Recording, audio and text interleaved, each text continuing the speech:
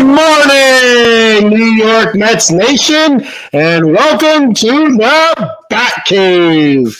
I'm your host, the Bat Fly, Kenny Fry, and you know what day it is? It's Hump Day! Woo woo! Hump Day! It's Wednesday. It's all downhill from here. Well, I'll tell you what. So before I get too far into this here, I just want to let you know I'm using a new microphone, trying something different out to see what the sound quality sounds like. If you cannot hear me, for the love of God, please reach out and say, we cannot hear you. Because if not, then I'll end up doing the show with no sound, and it might be funny, it might not be funny. I don't know. I don't want to find out. So I know I've been messing around with it, and I don't know if it's set up right or not. I don't know. We're going to find out. It's just a little cheap thing. I do this for fun, so it wasn't going to be some sort of expensive rig that's hanging off the wall or anything like that. I don't know. So anyway, with that being said, before I start talking about the Mets, for all you folks out there watching in Twitter land, the old Twitterverse, the way I understand it now, you can now comment while watching a live video on a live stream on Twitter, which before you could not. So I'm going to try it out right now to see what happens, see if I can get it to work, and I can kind of show you guys here. Or X, it's not Twitter, it's X. Hey, what's up, Adam Glenn? Adam Glenn shooting a comment out here. Let me throw it up there. Adam, how do I sound? Do I sound all right? Can you hear me okay? I'm just curious before I go back and watch it. But, okay, we got the live stream here. I don't know if you can see it or not. Throw it up there. You click on that. How do I sound? Do I sound all right? Can you hear me okay? I don't know. I'm just curious before I go back and watch it. Yeah, I'm not really sure. I'm not sure how this works. But you click the video. And where the hell do you comment at? That's what I want to know. I don't know.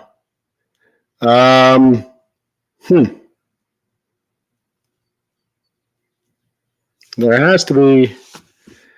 No, that's not it. Yeah, I'm not really sure. I'm kind of struggling here. I did watch a little gimmick video on how to do it, and I'm not figuring it out here. So anyway, before I waste any more time, I'm just going to go ahead and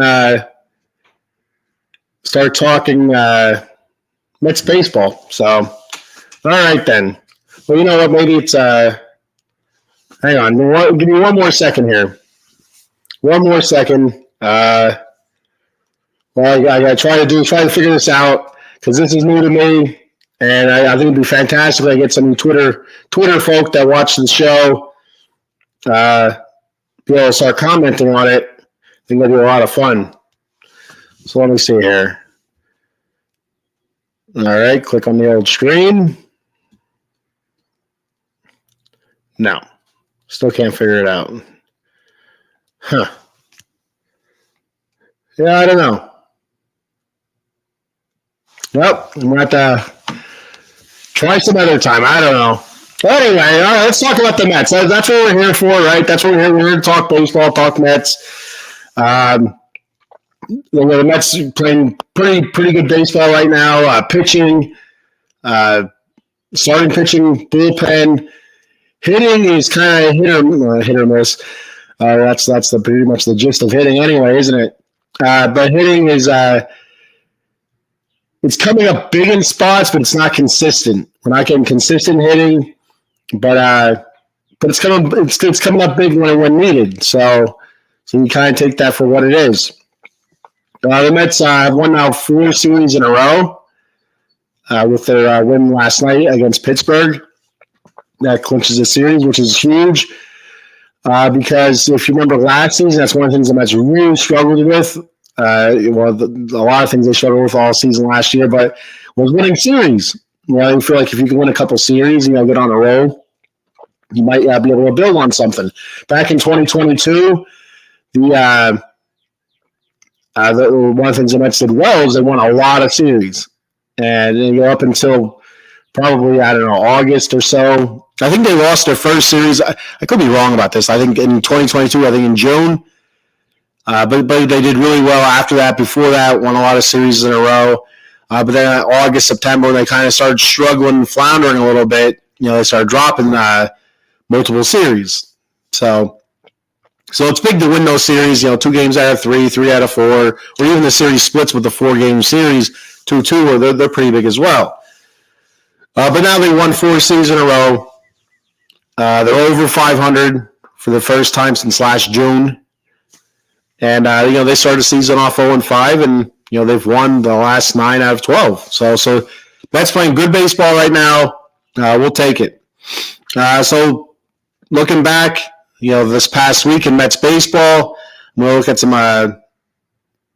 highlights, I guess, from the box scores and stuff like that. So last Thursday, April 8th, the Mets finished up the series that won the series against the Braves with a big win, 16-4, which nobody saw coming. Absolutely, shocked a lot of people, 16-4. So looking at some key stats, key players here. Brandon Nimmo was 2 for 5, 2 runs, 2 RBI. Starling Marte, 2 for 5, 2 runs, a walk. Keep getting on base, Starling. Keep getting on base, buddy. Pete Alonso, 2 for 4, 2 runs and a walk. Francisco Alvarez, 2 for 5, 2 runs, 2 RBI, and a strikeout. McNeil, 2 for 3, 2 runs, 3 RBI, 2 walks. DJ Stewart had a 2-run home run. Harrison Bader was also 2 for 5, 3 runs. And Tyrone Taylor had a grand slam against Luis Guillorme, former Met Luis Guillorme. In the 9th, I think it was the 9th inning, he had a grand slam to really put it way out of reach. So I am not on YouTube, Adam says. We got hey, that's our first official X comment, though. I'll tell you that right now, Adam Glenn. I don't know. It says I'm on YouTube. I don't know why I'm not on YouTube. Let me check it out here, buddy. I am not on YouTube. I seen it on YouTube. I even looked it up. Let me see here. Live. I believe that's me on YouTube. I am on YouTube, buddy. On the Batcave, anyway. I should be on the Out of the Box YouTube as well. There's a little check mark. Let me go ahead and look that up as well. Bear with me, guys. We're trying to figure this out here. Out of the Box Sports.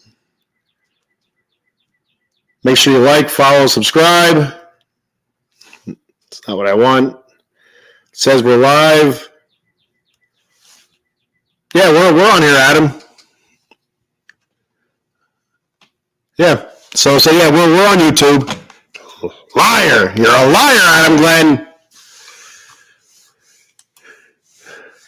So check me out. Facebook, YouTube, X, all of our shows out of the Box Sports. Facebook, YouTube, X, like, follow, subscribe. Back to the game against the Braves, 16-4 win. Jose Quintana was a starter for that game. He was he won the game, so he's 1-1. 5 1/3 innings pitched, 5 hits, 3 runs, 3 earned runs, 2 walks, 4 Ks. Not a bad outing for Jose Quintana.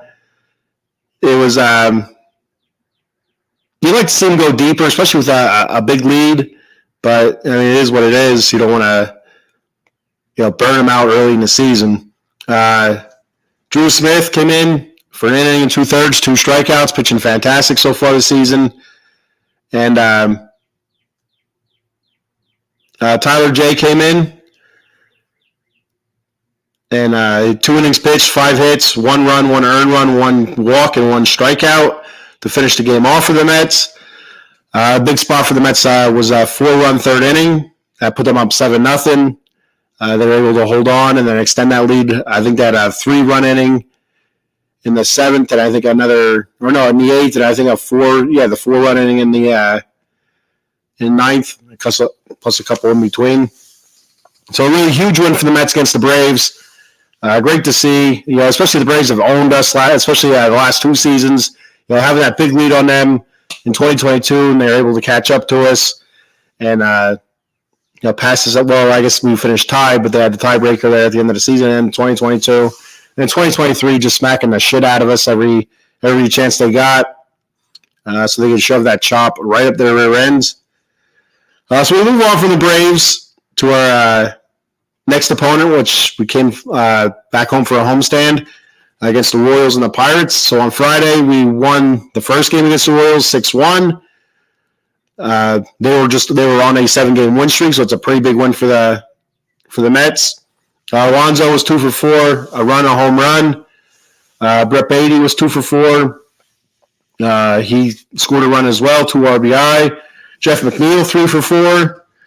Starting to hit the ball a little bit better in RBI. Harrison Bader was 2 for 4 with a run scored. Severino 5 innings pitched, 1 hit, 1 earned run, 4 walks, 4 Ks. Not his best stuff, kind of all over the place. But, it did well enough, only 1 earned run, working around those walks, did a pretty good job there. But, got to really cut down on those walks. I think did he hit a couple batters too? No, I don't think that was him. I'm thinking of another game, I think. Diekman came in, he pitched 2/3 of an inning, 1 hit, 1 strikeout. Garrett came in for an inning and a third, 2 strikeouts. He's pitched fantastic this year. Ottavino, an inning pitch, a strikeout. And Jorge Lopez, an inning, a hit, and 2 strikeouts. Yeah, Reed Garrett has been fantastic so far. I talked about him last week as well. I just can't be happier with him. He's pitched phenomenal. So we move on to Saturday against Kansas City. It came up to be a loss, 11-7. We jumped out early. Kansas City battled back. They took the lead. We were able to tie it back up again, and then that was pretty much it. The Mets didn't give up, though. They fought back to the end. We were able to get within 4, but that's a lot better than what it was. I think it was 11-3 at one point. 11-4. No, it was 11-4 at one point. So, but really, the Mets fought back a little bit, made it a little bit interesting. So, Starling Marte was 3 for 5, 2 runs. He had a home run.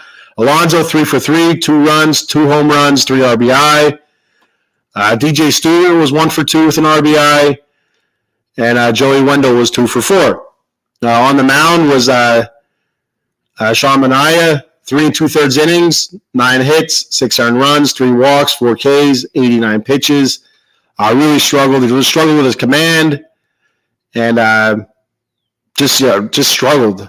I think he had 2 hit batters that game as well.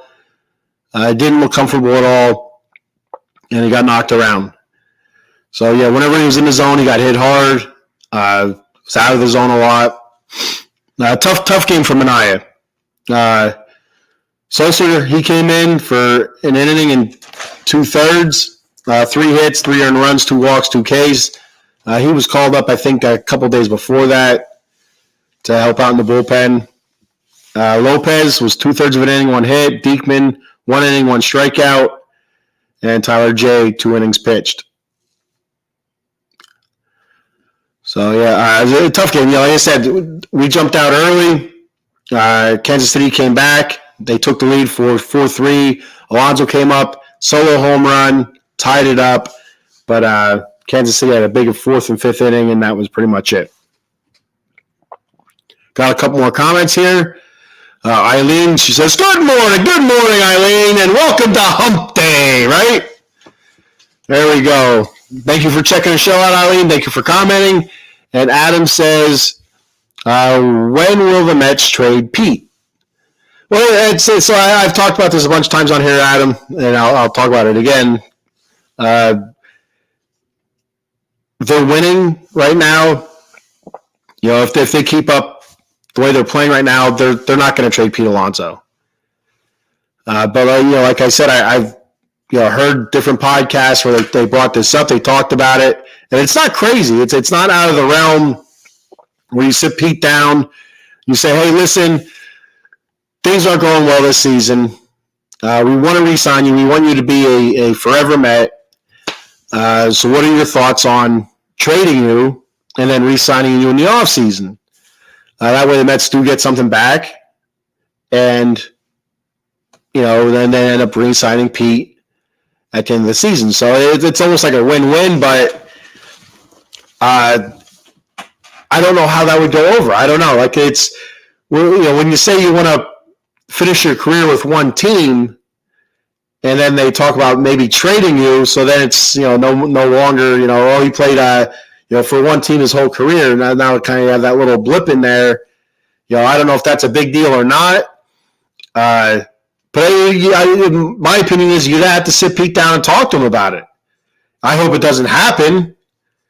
I hope it doesn't come to that. The conversation say, hey, we're going to trade you, but we want to re-sign you in the offseason. I don't want that conversation to happen at all. For a couple different reasons. It could go sour. The Dodgers could throw $10 cajillion at him. And you lose them, and it pisses them off that it happened. That they even brought it up. And it also means that the Mets aren't doing well. If they're doing well, you don't trade Pete Alonso. You look to bring people in. So I think it depends a lot on what the team is doing. Like I said, it's not the percentage that something like that would happen. In my opinion, is like a 5% chance, or less. Less than 5% chance, of them trading Pete Alonso. At the before the trade deadline, at the trade deadline, whatever you want to say. I don't think that's going to happen, but there's still a chance. There's it's like in the movie Dumb and Dumber. What are my chances? 1 in a million. So you're saying there's a chance. It's kind of like that, in my opinion. Take that for what it's worth. I don't know what my opinion's worth to you, but that's my thought on it. And but it's interesting. I never thought of any potential free agent like that. Unrestricted free agent coming up. Final year of a contract. Wants to stay with the team wants to stay with them. There's not quite there on an agreement yet with the contract, but they're talking. And it comes to the trade deadline. Team's doing bad. You sit the guy down and say, hey, listen. We won you, but this is what we're thinking. This is going to be better for the team because we're bringing things in, to possibly help us. I don't know if that's ever happened. I don't know. Now, there's been rentals, like we've seen stuff where teams have traded a player and then they re-sign them again in the offseason, but I don't know if that was the intention or not, or if that's just one of those things like, oh, we need a bullpen arm. Well, hey, so-and-so who we had last season, the last 3 seasons, that we traded at the trade deadline, still out there. Let's bring him in because we're familiar with him. I don't know. I don't know if that's what has happened or not. But I know teams have re-signed guys that they've traded at the deadline. But again, I don't know if that conversation was, hey, we're trading you, but we still want you back at the end of the season. I don't know. And I'm sure it has, but I'm not 100% sure on that.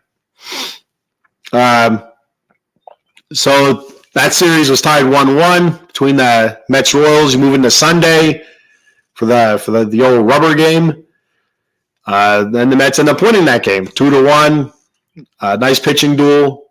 Doc Gooden has his number retired by the Mets that day. A little bit of rain, so the game was delayed. The Mets called up Jose Butto to pitch that game, which was I thought was the right call. He pitched well his first start of the season, where they called him up to use him in a spot. Give him another shot, right? Instead of doing one of those crooked ass bullpen games, call Butto up, call whoever up, bring up one of your young arms, see what they can do. Why not? What's it going to hurt? So in this game, Nimmo was 2 for 4, an RBI, a walk, and a strikeout. Marte 1 for 4, a walk, 2 strikeouts. And Francisco Lindor 2 for 4. Pete Alonso was 0 for 2 with a run, 2 walks, and a strikeout. Brett Beatty pinched hit this game. Came in, was 1 for 1 with a walk. And Harrison Bader, huge hit in this game, 2 for 4 with an RBI. Late in the game, I think it was 0-0. Yeah, it was 0-0. Late in the game, Bader hits a slow roller towards third base. I think, was Pete on third? I think Alonso was on third. Yeah, Alonso was on third, so he scores on it. The third baseman charges the ball, can't field it, and so now you have Bader safe at Bader. I think Bader was at first, and was Nimmo at second? I'm not sure. I'm not sure what it was, but then no, Nimmo wasn't at second. Somebody was at second though. McNeil? I don't remember. It doesn't matter. But bases were loaded then. Nimmo walks, and that brings in another run. That made it 2-0. Diaz comes in the ninth to shut it down, gives up a home run to Pasquantino, which is that's a lot of fun to say, and shuts it down. Then after that, Mets win 2-1. Jose Butto won 6 innings pitched, 2 hits, 1 walk, 9 strikeouts, and 91 pitches. He was fantastic. He was lights out. Great job by Jose Butto. Hope we get to see more of Jose Butto. Adam Ottavino, inning pitched, 2 strikeouts. Brooks Raleigh, he ends up getting the win. He had 2 strikeouts. And then in 1 innings pitched. And then Edwin Diaz, like I said, came in the 9th, got his first home save. His 3rd save of the season, 1 hit, 1 run, 1 earned run. So the Mets win that series. Another thing about this series I wanted to mention, but I forgot to. The first game of the series, they did this thing where, if you watched the show last week, you see me go on a rant about the ass clowns on the interwebs sending hate mail to Francisco Lindor's family and Francisco Lindor and stupid crap like that. And I went on this rant, it's nonsensical rant. If it was, actually felt good to go on a rant, so I'll take it. But they came with this thing.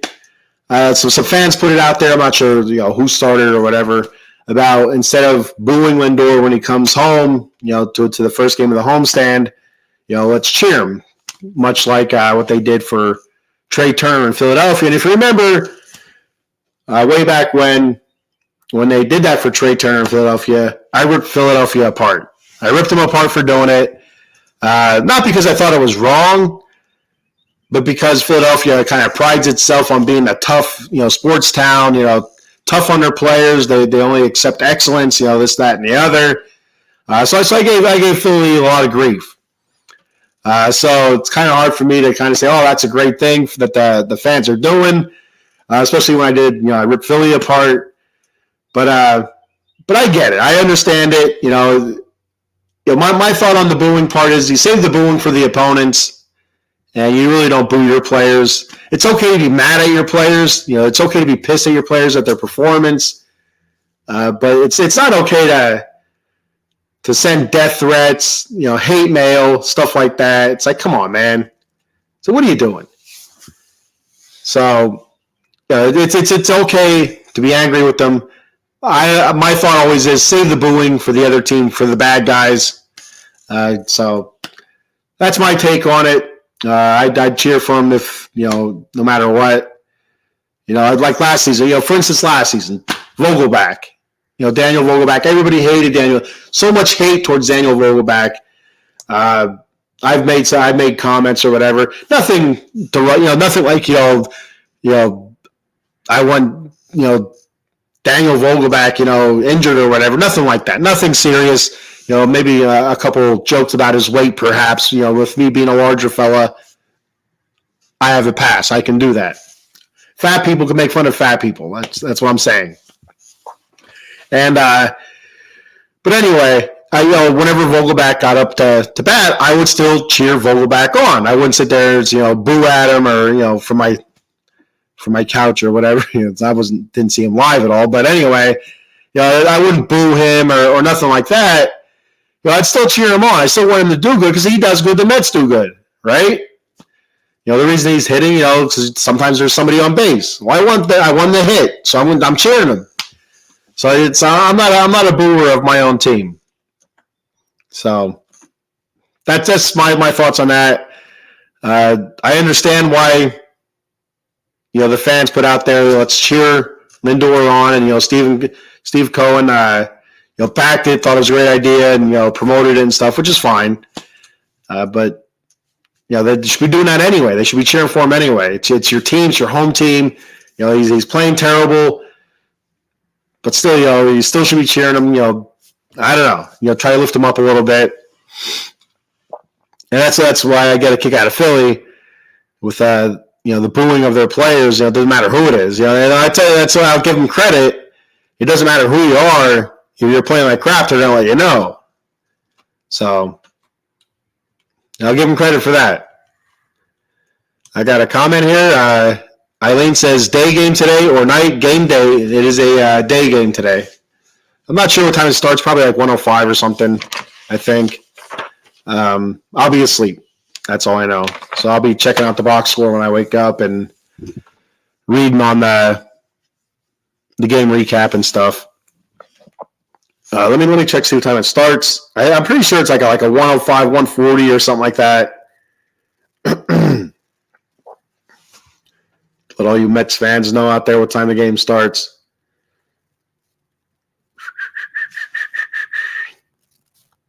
Nothing like dead air. 1:10. So it's a 1:10 start today. Last game against Pittsburgh before the Mets head out west. Did they post the lineup here? No, not yet. So moving on from the Kansas City Royals, we move on to play Pittsburgh. And Pittsburgh coming in playing, starting the season off great. Just like Kansas City, they're starting their season off well. A couple surprises this season so far, early in the season, very, very, very early in the season.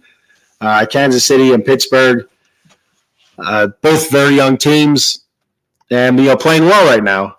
So, that's a little feather in the Mets' caps for winning these series. But Monday we started the series against the Pirates. We ended up coming out with a win on that, 6-3. Brandon Nimmo had an RBI. Starling Marte 2 for 5. A run, 2 strikeouts. Lindor 2 for 4. 1 run, 1 walk. Brett Baty was 1 for 3 with a run and a strikeout. Francisco Alvarez, he had an RBI and a couple of walks. DJ Stewart pinch hit. He was 1 for 1 with a run, an RBI, and a walk, and a stolen base on a double steal. Harrison Bader, 1 for 3, a run, 2 RBI, and a stolen base. Bader coming up big again. Eileen says, both games day. That's the Mets and the Yankees. The Mets are at 1 and the Yankees at 3. There you go. I mean, you watch, 3/4 of the Mets game, head on over to your Yankees and you'll watch their whole game. Sounds like your day there, Eileen.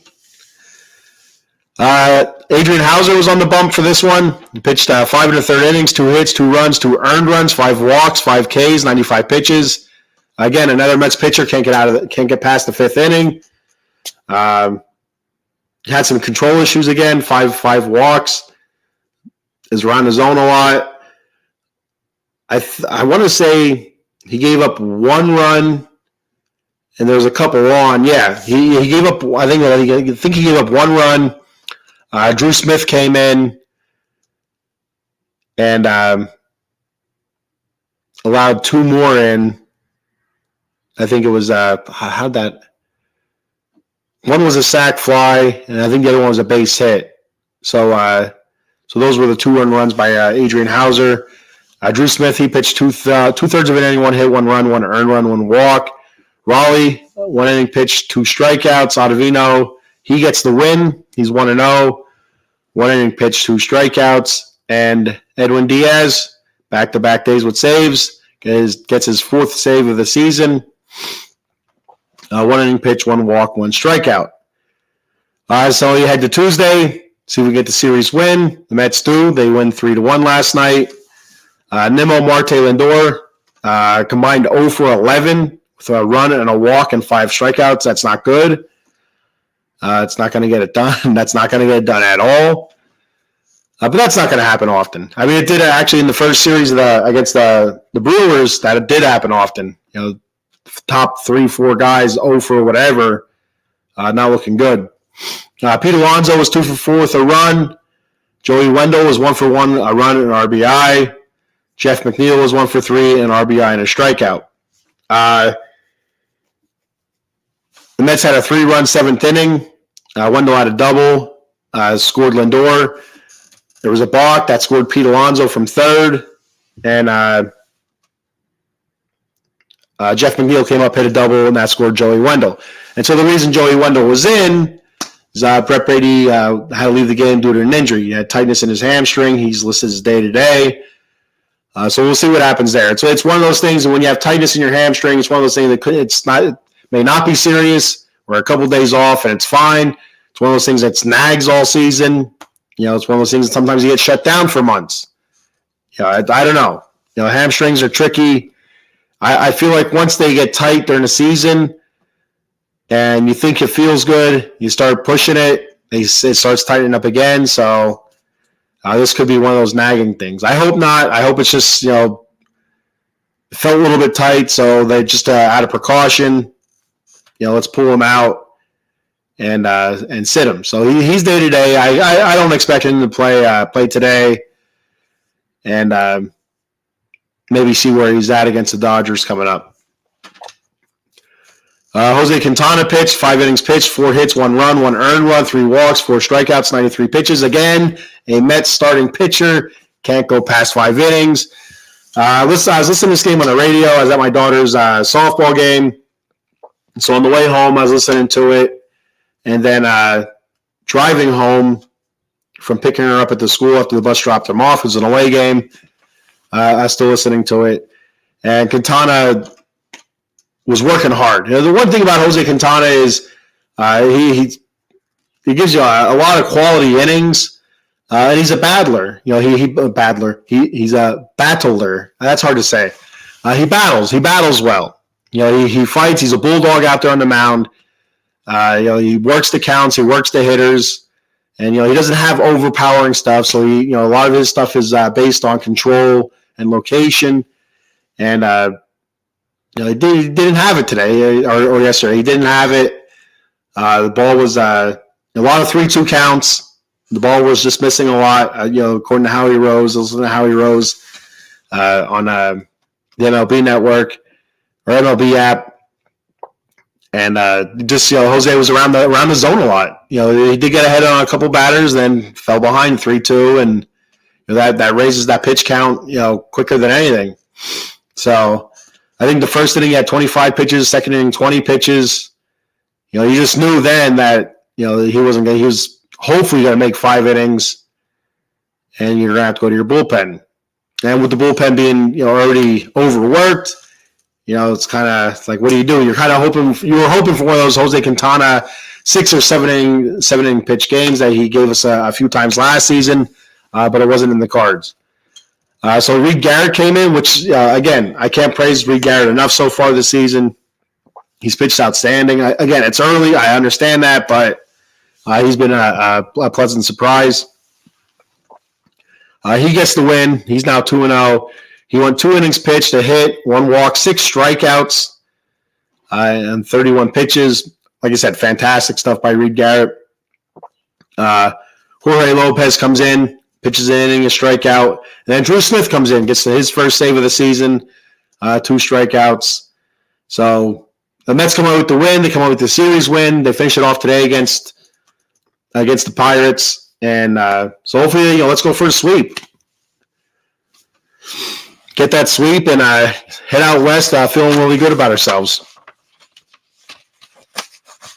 So I'm going to move on from that. Take a look at the standings, very early standings, but that's what I'll continue doing week after week. I'll, shoot the standings out there. So far, the way it sits, the Braves are in first, 11-5. They're 7-3 in their last 10. The Phillies are 10-8, 6-4 in their last 10. The Mets are 9-8, 7-3 in their last 10. The Nats are 7-10, 5-5 in their last 10. And the Miami Marlins are 4-14, 4-6 in their last 10. Starting off a little slow for Miami. Struggling. Looking at stats here. A lot of stats. I don't know if I'm going to read them all.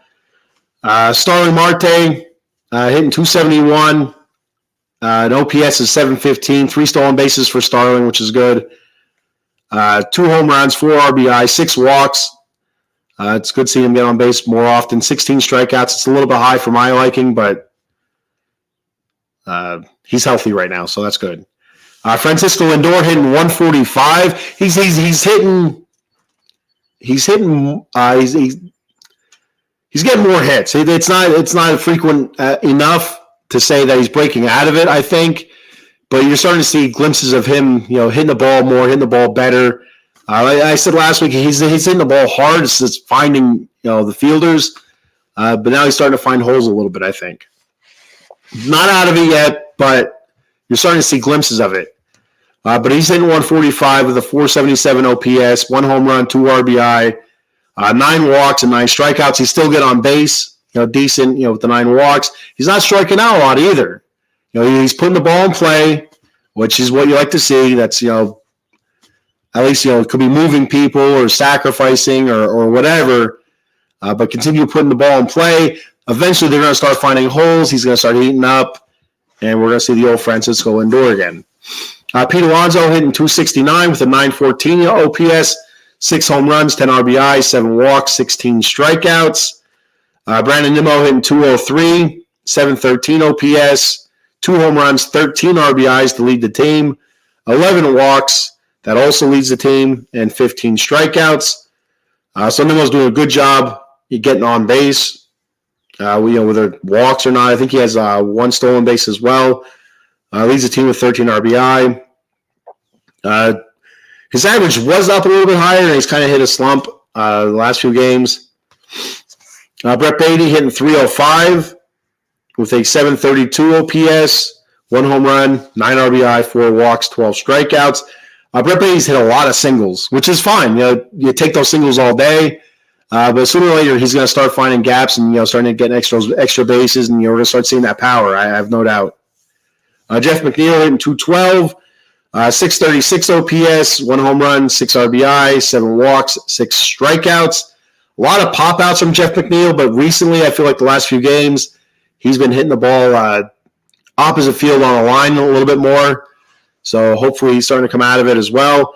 Francisco Alvarez hitting 240, 676 OPS, 1 home run, 7 RBI, 4 walks, 14 strikeouts. It's a high strikeout to walk ratio for him.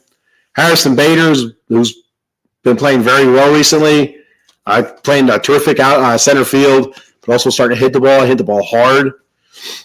He's in 292, 646 OPS, 3 stolen bases, 3 RBI, 2 walks, and 11 strikeouts. That's a nasty-looking strikeout to walk ratio as well.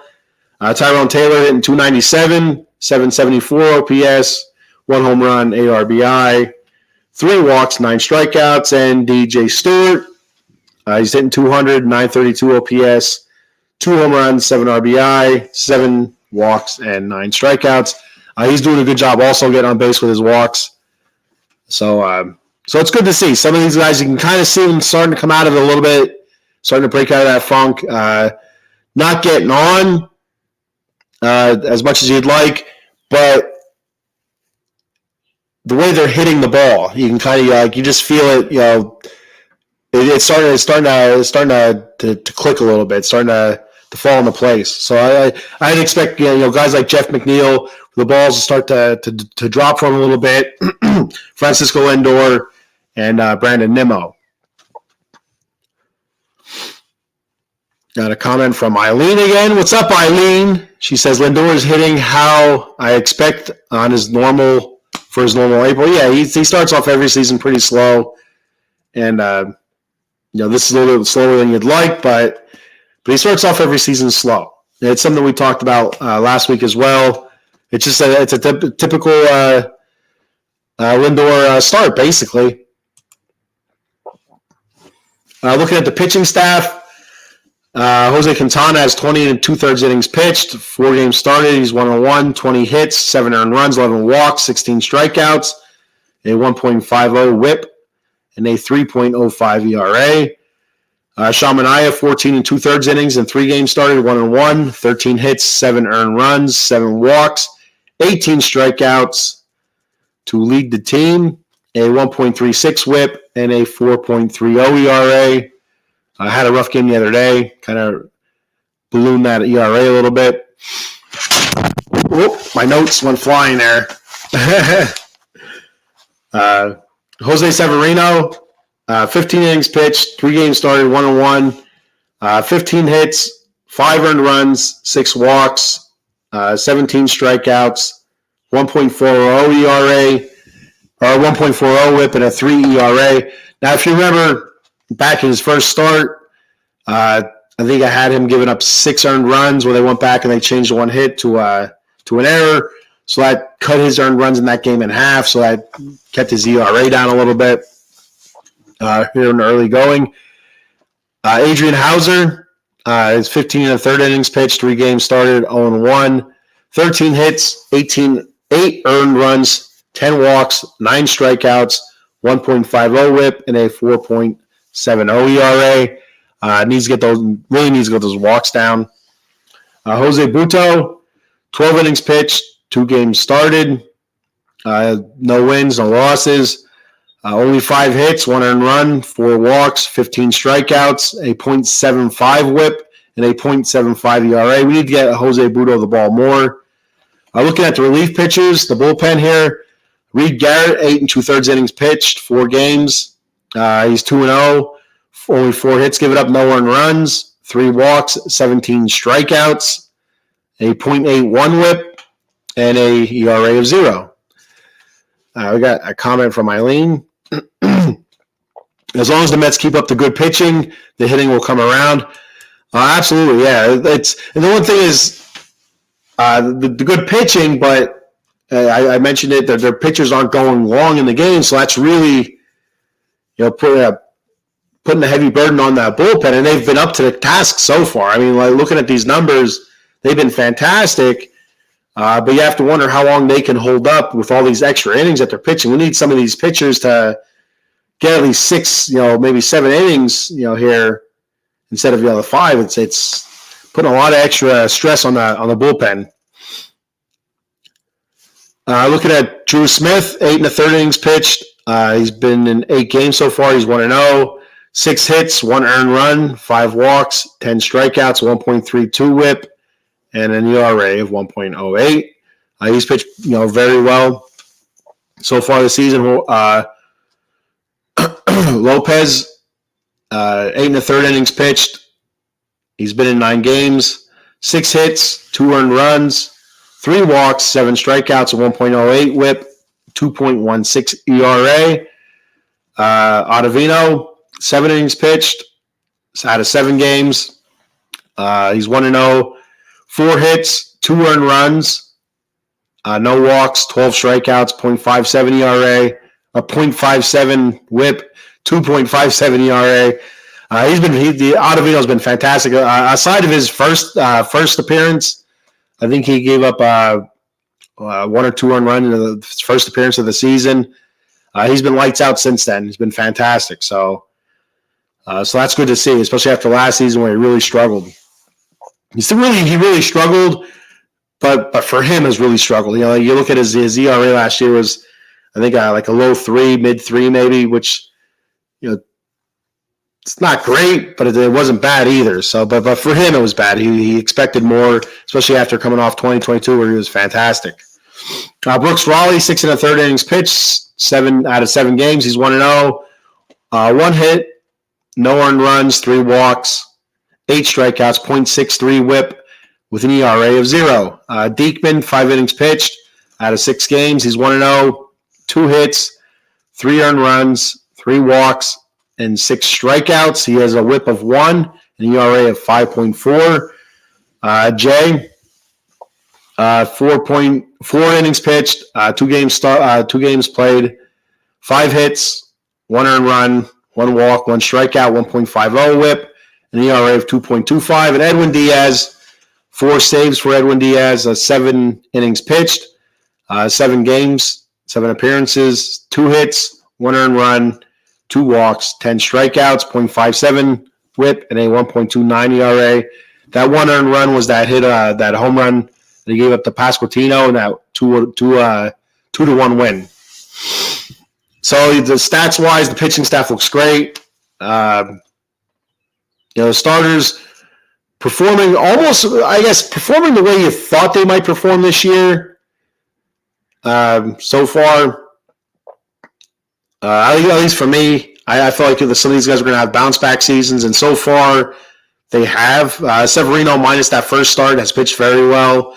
Quintana's pitching, pretty much the way he did last year for the Mets, up for that half season where he was able to pitch. Manaea, minus one start, he's pitched pretty well.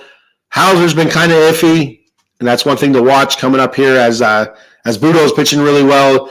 When McGill comes back, Peterson's getting healthy, and also Kodai Senga, expected back the end of May, early June. What are they going to do with this rotation? So if I'm Hauser, I'm a little bit nervous that maybe he could find his way either into a bullpen or somewhere else. Do they look to trade him? I don't know.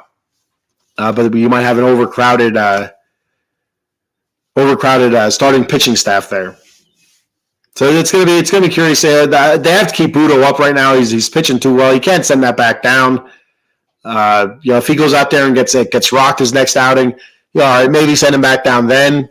But once McGill's healthy and Peterson, and then Senga, it's gonna be interesting to see what they do with this rotation. Bullpen wise, fantastic. They're doing a really good job. And that's the one thing you can see Hauser doing, potentially is, being an innings eater or just long relief. Do the Mets go six-man rotation then? Once everybody's healthy, that's a pretty good possibility. So we'll have to wait and see, though. So who do we got up next here in the old Mets land? Today, the last game against the Pirates, looking for that sweep. Bailey Falter's pitching for the Pirates, and Luis Severino's pitching for the Mets. Bailey Falter, former Philly. He's 1-0 with a 4.2 ERA, a .93 WHIP, and in 15 innings pitched. His first outing this year, he had 6 earned runs versus the Marlins, 4 innings pitched, but he's been pretty good since then. He gave up no earned runs against the Orioles in 6 innings pitched, and only 1 earned run against Philly in 5 innings pitched. So he's pitched much better since that first game of the season. Kind of ballooned his ERA a little bit. Not overly hard thrower, but we'll see what Bailey Falter shows up there. Hopefully, it's the Bailey Falter that pitched against Miami. Then on 4/19, which is what's today, 17/8, Friday, the Mets will be in Los Angeles, play the Dodgers. The way the matchups look right now are Sean Manaea versus Yamamoto, and so we'll see what happens there. The one podcast I was listening to earlier said that Yamamoto was going to pitch against the Nationals today or tomorrow. And the Mets wouldn't see him. They get Gavin Stone first game, but we'll see how it shakes out. Yamamoto's 1-1, 4.50 ERA, 1.06 WHIP in 16 innings pitched. Then on Saturday, it's Jose Budo versus Gavin Stone. Gavin Stone's 1-1, 6.14 ERA, 1.57 WHIP in 14 2/3 innings. And then on Sunday, it's Adrian Hauser versus Paxton, 2-0, 2.81 ERA, 1.50 WHIP in 16 innings pitched. Then the Mets travel up the coast there to San Francisco to play the Giants. And for so far right now, the way it's listed, you have Quintana against Keaton Winn. Keaton Winn's 0-3, 5.06 ERA, 1.19 WHIP in 16 innings pitched. Severino will face Logan Webb, who's 1-1, 3.80, 1.39 WHIP, 23 2/3 innings. And then Manaea against Blake Snell. And Blake Snell's not having a go of it. He's 0-2, 12.86 ERA with a 1.86 WHIP in 7 innings pitched. So Blake Snell's struggling a little bit. And I'm glad the Mets didn't sign him. So there we go. So that's what I have on the Mets today. Like I said, I think they're playing really good ball, playing good defense. Hopefully, Brett Baty isn't out too long. Hopefully, it's just a couple days. Come back healthy and continue to play the way he's been playing. He's been playing at the plate. He's been hitting very well against lefties and righties. Which is one of the things that you're worried about. How's he going to do against the lefties? But he's been doing well against both. What does that mean for Zach Short? I don't know. Joey Wendell, I don't know. One of those guys are probably going to get sent down. You'd figure sooner or later. Once DJ Martinez comes up, once he's ready, DJ Martinez, he's still out. He had a cortisone shot in his back, so he's down for a week or two before he can resume. So I don't know. I don't know when to expect DJ Martinez. It's a real bummer. You get excited for something like that. It's like, all right, we got a real true blue DH and falls apart. So hopefully he's good in a week or two. Gets the call up, and we have to figure out what we're going to do with either. It's going to be one of those two guys. It's either going to be Zach Short or Joey Wendell getting sent down. I don't see them sending DJ Stewart down just to have that bench bat, with Pop, lefty and stuff. You don't really want to lose that. Zach Short, hasn't got a lot of at bats or anything like that. A lot of time playing. So over the next couple of days, I'd assume he would. I'd assume Zach Short would be playing a little bit more. Maybe him and Joey Wendell. But if it's going to be something long term with Brett Baty, he's going to be long term out. That they put him on the 15 day injured list or whatever. Why not bring up Mark Vientos? Let Vientos at it. Now, granted, he's not a great third baseman, but bring him up at least for the bat. So we'll see what happens. Hopefully it's nothing serious, and hopefully he doesn't have to go on the injured list, and hopefully it is just day to day. Today he wakes up and he's like, oh, I just needed this stretch, and he's good. We'll have to wait and see. So, all right, I'm going to go ahead and do a couple sponsor reads before I get out of here and go to bed.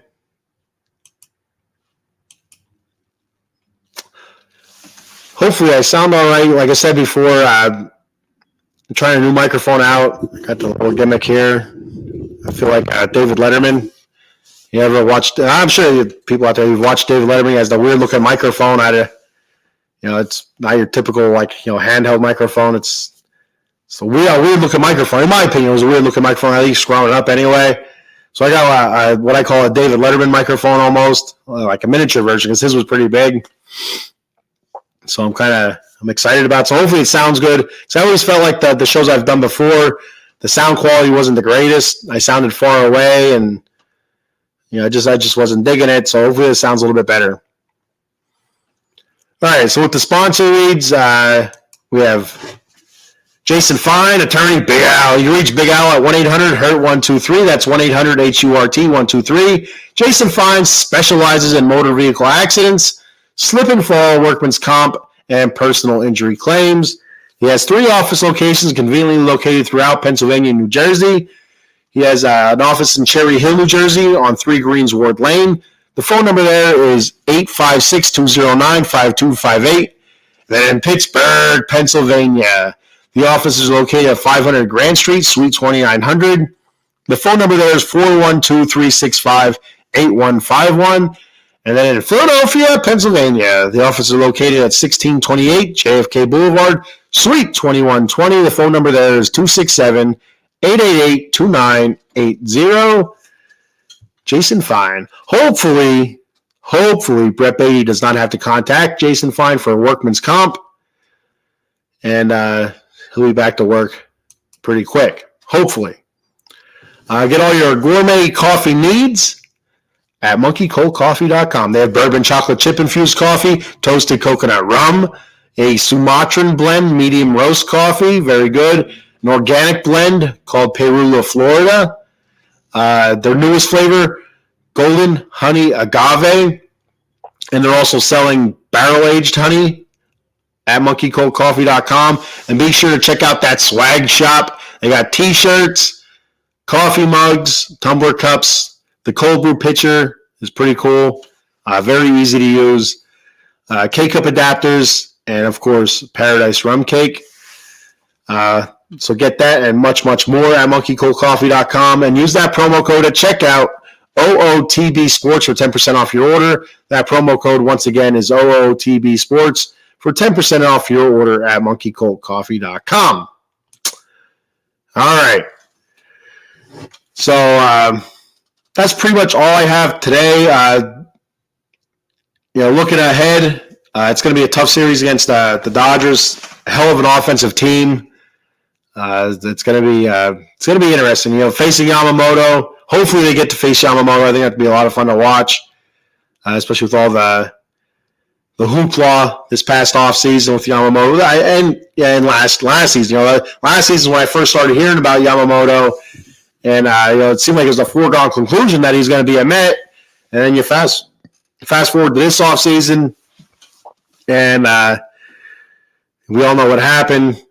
It kind of used the Mets as a bargaining chip, against the Dodgers, and he went that way.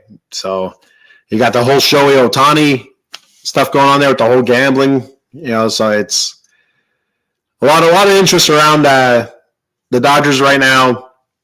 And like I said, that lineup is crazy between Freddie Freeman, Gavin Lux, Mookie Betts, Shohei Ohtani, just up and down that lineup. It's gonna be tough. It's gonna be tough, especially with our pitching staff, and bullpen I think can handle the starting pitchers. The starting pitching I'm a little bit nervous about with this series coming up. Just with that lineup being stacked, I worry that we're gonna get lit up. But if we can keep it close and get to the bullpen, I think we'll be all right. Get that offense clicking. But we need to bring the bats to the West Coast. If we don't bring the bats, we're going to be in a lot of trouble, especially that first series. And then against the Giants, I feel good against the Giants. They're not playing the best right now. But I do think they're a good team. I do think there's potential there for a good team. I'm a big fan of Michael Conforto. He plays for the Giants. I think he has four or five home runs this season so far. So it's good to see him hitting the ball well.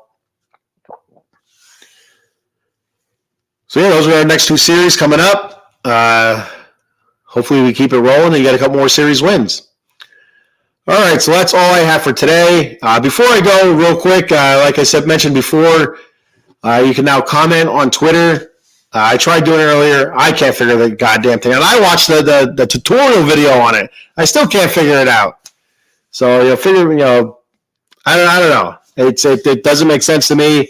I clicked on it. It said you should be able to comment. I didn't see anywhere to comment. I was going to put something derogatory about myself, but I couldn't. So I don't understand it. Why I cannot find it? Why I cannot comment on it? I would. You know what? I think. No, that doesn't make sense either. I don't know. I'm going to try one more time before I let everybody go here.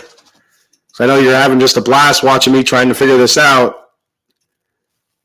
And all in the name of comedy here. So I click on the video. And there's nowhere to comment. I don't know. Do I have to click on that? No, that's what I clicked on before.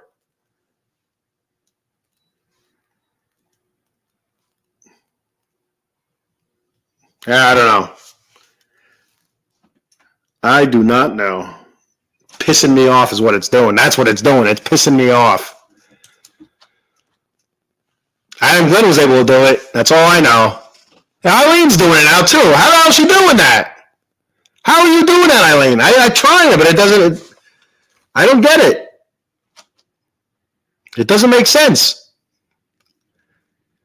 It said, click the live stream. That's it. I don't know. Well, your comment showed up on here. I don't know if it showed up on Twitter. Let me click on that. No, I don't see any comments on the Twitter post itself.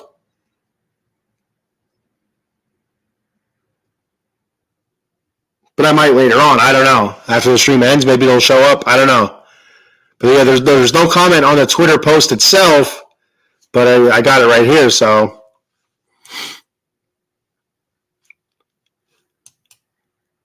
It's on the side of the broadcast. See, I looked at it. I don't see nothing. I don't see it. I mean, I just don't see it. It doesn't make sense. I don't know. Is that it? No, that ain't it. Yeah, well, I'm done. I'm not going to mess around with it anymore. I'm just wasting time here. We got 66 live viewers, and the majority of them, all of them except for 2, are off Twitter. So if you can figure it out, go ahead and throw some comments out there next time. I'll be live tomorrow morning as well with the silver and black layer. And also Friday morning with the silver and black layer. Talking Raiders and Kings. Tomorrow I'll be on with the what am I doing tomorrow? Is it the Kings or Raiders? The Raiders are Friday 10. I'll be talking Las Vegas Raiders Friday 10 a.m. And tomorrow morning I'll be talking LA Kings hockey at 10 a.m. as we get ready for the playoffs. And Friday I'll be talking Raiders. I'll be talking draft. So that'll be my first and only mock draft for the Raiders draft. So be sure to check that out. And also Saturday night, 10 p.m., I'll be talking WWE Wrestling on the Atomic Drop podcast. So check all the shows out. I'm sorry I'm a little bit off a little bit. I'm trying this whole Twitter thing out. I got the whole microphone thing messing me up, and I'm out of sorts right now. All right.